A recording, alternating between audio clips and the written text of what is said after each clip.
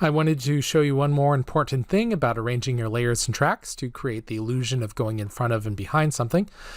So I've created another document. I've set the frame rate to 12 frames per second. And again, that's just under the flyout menu, set frame rate, set timeline frame rate. I have a background of some clouds and kind of a floor. I have this lighthouse to act as a pole, and I have this little ball that I've created. Now, you'll notice that by default it was 5 seconds long.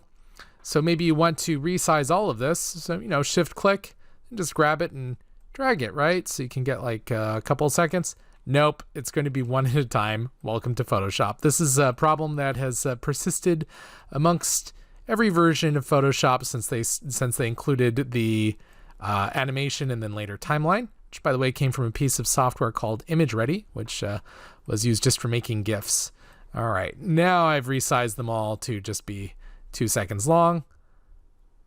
And yeah, there we go. So let's do something pretty straightforward. I will add a keyframe to position, and then I'll go, say halfway.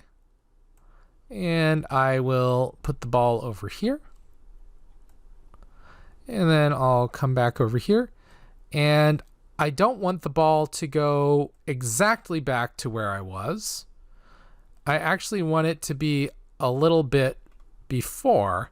That way it won't just pause when it reaches the end. If these were identical, let me show you what that would do real quick. Copy that keyframe. Whoops, copy the keyframe, right click, copy keyframe, go to the other one, paste. If they were identical, it would pause for just a brief second, and it's having problems with that. There we go. See how it pauses? So if you push it past where the playhead can go, it will be okay, like what we saw a moment ago. So if I pasted in the keyframe there, it stops one before and then comes back and it's fine. Stops one before. It stops just before where that position was at this first frame. So it creates the illusion of motion. That's what I'm trying to say. So I can do that as well over here just by going frame early and then moving this back not quite all the way.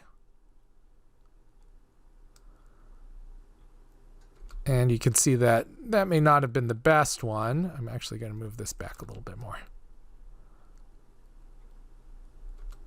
And I'm going to move this over because there we go. I accidentally had a gap. Okay. And that said, I think this is a little far. More like that.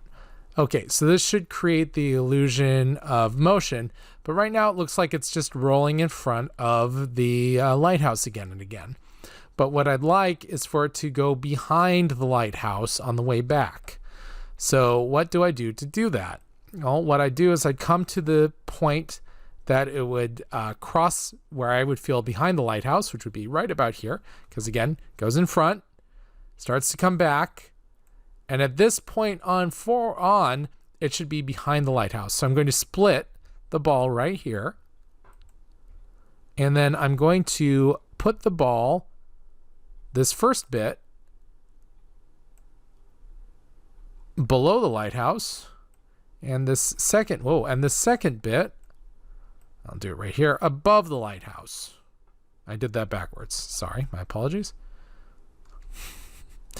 Let's do that again. Do. Here. Split. Boom. I want the ball copy to be behind the lighthouse. All right. So the first part should be above, and the second part will be behind.